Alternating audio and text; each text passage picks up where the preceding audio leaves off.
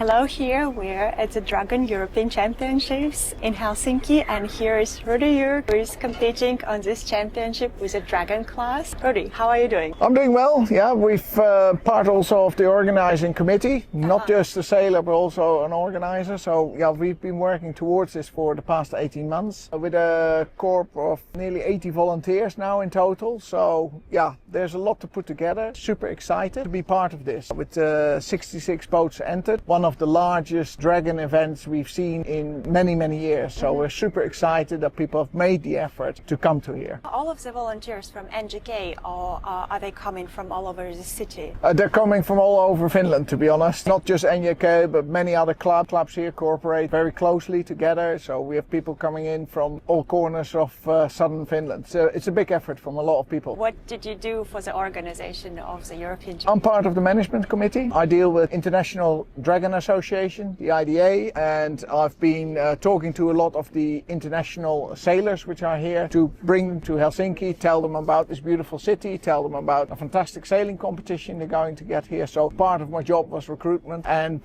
just day to day, setting up all the communication plans, the management plans, and working here together with the team. It's been a fantastic effort by a lot of people. You have been very experienced sailor who sailed for quite a while, and you have been also in the yacht industry. But how did it all start for you? My mother was one of the first accredited sailing instructors in the Netherlands, where I'm from originally. It was, spoon-fed basically. I was 6 months old when my parents sailed from Ireland to the Netherlands in a little 28-footer, and I've been sailing since basically, and became a sailing instructor, and then moved to Kous, Isle of Wight, which is sort of the sailing mecca in Europe. You just walk around with a bag and you go sailing whenever you want to. It was very easy there, and get a lot of support from a lot of sailors there to bring your level up if you wanted to, and sailed with some great people there. Did sailing in your childhood actually impact your decision to put your job and career into yachting?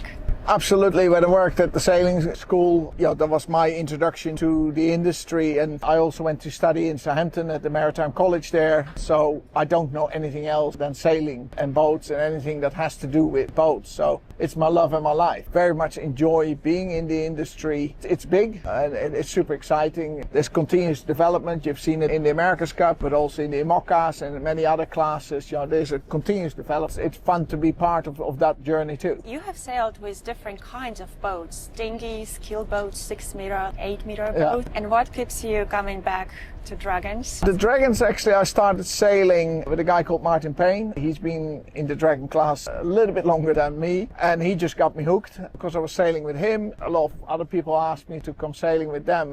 When I was sailing the Dragon for Kous, especially the after sail was very famous, and that continues to be very famous in the Dragon class. It's apart from one of the most competitive keelboat classes, it's also a very social class. People like to get together, like to a few drinks, have a sauna, some food together. So it's a very social class, and that's for me also very attractive and a very important part of sailing.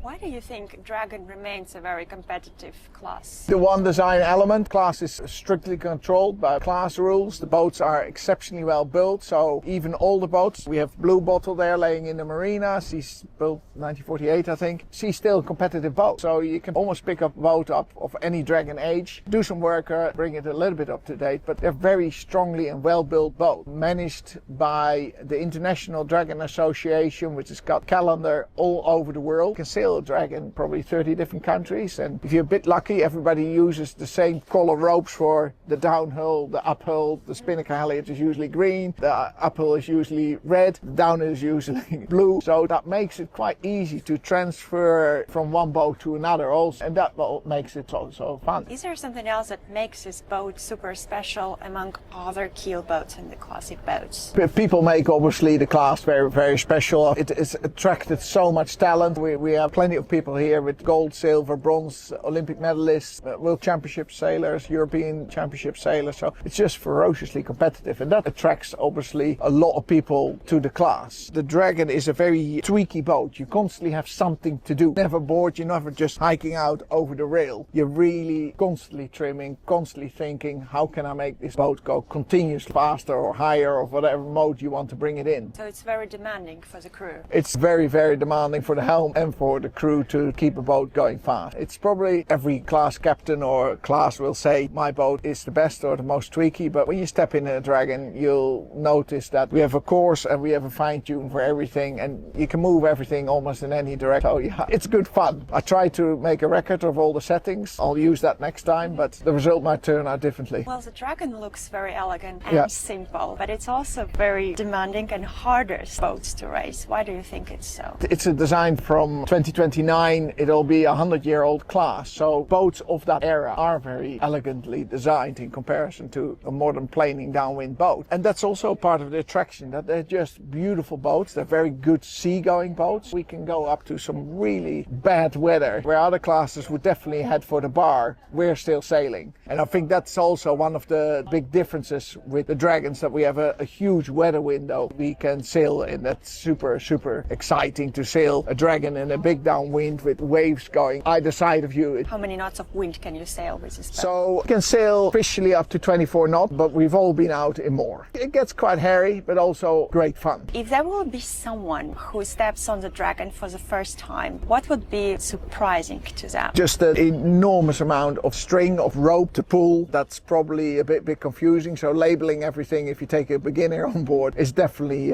very, very important. How long do you think it will take for a newcomer to learn this boat and to sail it? Depends a little bit on your background. I've been in it now nearly 30 years, or maybe a bit longer now, and I'm still learning every time. It's a team sport, so it depends also on your team members and on their experience. For some people, they race through it, whilst others it take decades. So I can't answer that. For me, especially this week, obviously with the responsibility of being one of the organizing team and racing, I just want to finish every race. That's important, and if we end up somewhere in the middle, I'll be even double happy. Is it your first time on this high level? No, I've done a few of these European Championships, the Gold Cup, the World Cup, and other Dragon events around Europe. But this is the third or fourth big event with my own Dragon. Sailed with a lot of other people very competitively. Done quite a few Cows Weeks in the UK with the Dragon, and national championships there, and Edinburgh Cups and other events. So yeah, it's not my first rodeo, but every time when you come to these events, you know, there's new sailors, new people, a new vibe, new water. So there's definitely so many changes. Feel you're stepping right in it for the first time, and that's why some teams have been out here already for 2-3 weeks training. Fortunately, I have a day job, so I haven't had that time, but such is life. What do you think makes European Championships so attractive? As you've said, there is World Cups, there is Cows Week. Why should people come there? It just fits in the calendar. We had the Worlds in Palma de Mallorca, then we had the Hungarian Grand Prix 3-4 weeks ago, and then this, and from here people go to the UK and then on to Hong Kong. So it's just a calendar of events you can do, basically. Finland has a very, very strong big Dragon fleet, nearly 22 boats here registered for the event, plus there's a few others who haven't entered yet. So there's a very strong fleet here, and in Estonia, so that's obviously helped to bring the numbers up too. The club here and everybody has been super enthusiastic to make it a big event. It's impossible to sail Dragon without a crew. How did you choose your crew? Well, there's a bit of a story to that. As you know, Finland, we get proper winters here. 3 years ago, I was ice skating and talking to a few guys about sailing the Dragon in the summer, and said, oh, I still need a helm, I still need a four-decker. These guys happened to be available, and one has sailed the 49er, the other one has sailed a lot of keelboats, Ollie. That's how the team got together. Before that, I had all-girl crew. I had a female helm and 2 ladies sitting in front of me. So we raced 4 up, and we sailed with that team very successfully for nearly 7 seasons. They went all off to do something else. So I was put a new team together 3 seasons ago. We've been training, and we came 3rd in the nationals 2 years ago. We know what to do. Any racing is time in the boat. We all have a lot of work commitments, so probably not as much training as we would have liked, but that's life. How do you organize the training? We usually do events, basically. So when it's the weekend regattas or training, we try to do the day before. So some evening sailing because it doesn't get dark here, so we have until 11 or 12 o'clock at night to carry on sailings. This time round we probably haven't put as many hours in as we should have, but that's life sometimes. What do you think makes a successful Dragon team? Sailing with friends, having fun on the water and off the water, respect for each other, abilities, and obviously just time in the boat. There is no substitute of time in the boat on the Dragon because there is so much fine-tuning to do. You have been sailing with class that is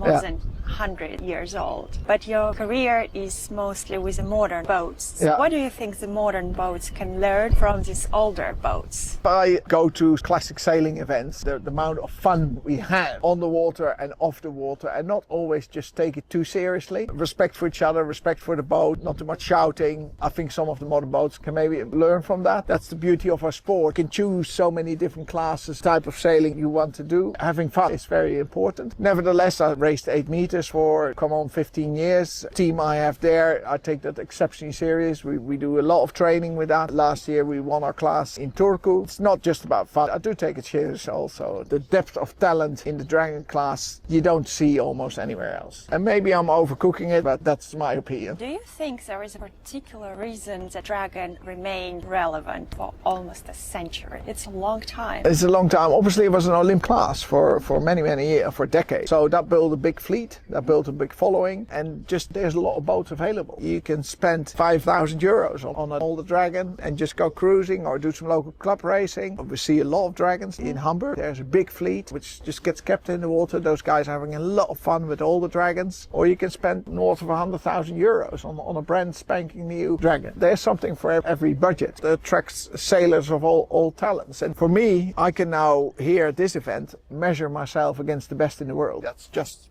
a super exciting thing anyway. You know, there's some really big names in sailing here. Andy Beachworth, Graham Bailey, Julia Bailey, and many other names you see in a lot of other classes. They're all here. What is the most common mistake in this class? There's so many different lines to tweak. If you forget one, you can really seriously go slow. You're forgetting to adjust your shrouds, forgetting the fraculator. You can attack your jumpers, forgetting those type of things. These are just some of the basics. A small oversight can really, in a big fleet, make a big difference. If there will be some advice you could give to people who want to start sailing Dragon, what would that be? Definitely start with crewing, because that really helps you in terms of getting to know the boat, knowing which bit of rope does what. That's a tremendous bit of help when you start sailing a Dragon. And then if you buy your own boat, get a couple of people or at least one person who sailed a Dragon a lot. Keep you going, get you going, and really get enthusiastic about sailing the Dragon. But it takes time, and it takes time on the water. Why is this community of the Dragon classes so special, and what do you love about it the most? It's the international element for me, especially at these events, that we have people from the US, from the United Arab Emirates, Turkey, from most European countries here. So that is super exciting, that in what is now a very turbulent world, to bring them here, to have some fun and to interact with each other. It helps if people communicate with each other, talk to each other. We're not going to make peace here between all the countries which are fighting each other, but it certainly helps that we talk together here, respect each other, and we learn from each other. So that is very important to me. You know so much, you tried so many different classes, but what is still exciting for you when you go sailing? I've never taken drugs. For me, it's like a drug. I have a busy day job, and it allows me to just switch off and focus on the job in hand. It gives me a great sense of freedom, experiencing the elements, fresh air, being physical, being with a close team, making that team work are some of those very important elements to me. And if you could describe the Dragon class in just 3 words, what would these words be? Elegance, competition, and fun. Thank you so much, Rudy, for this interview. Thank you very much.